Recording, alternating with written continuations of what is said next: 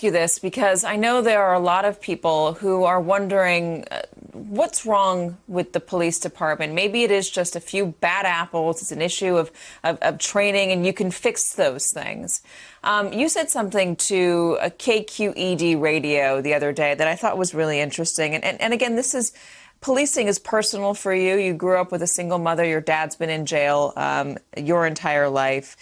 Here's what you said to KQED, and I'd like you to expand on this. For people who don't understand, I think part of it is reckoning with the fact that this system, the institutions that worked fine for you and your family, it doesn't work, and it hasn't historically worked for a lot of people. And that's what people are upset about, and that's what people want to see changed. Tell me more.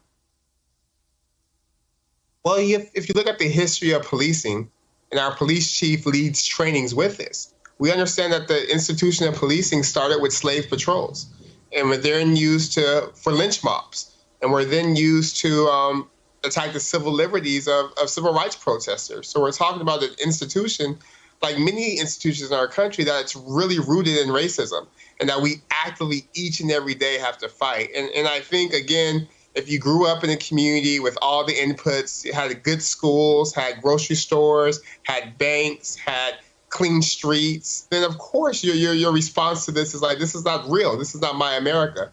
But for far too many people in this country, particularly people of color in this country, that's not the reality. They grow up in neighborhoods like the ones I grew up in, where the only time you saw help from government was an officer patrolling the streets arresting somebody, where there were more liquor stores than grocery stores, where schools weren't properly funded, where you heard gunshots at night, and where the only response consistently from the wider society to those ills was just law enforcement. And I think this moment is calling us to reckon in terms of how do we give every community the inputs we know work for healthy communities, which are, again, a function of community policing, but also anti-poverty programs, jobs, good schools, clean streets, access to things like grocery stores, etc.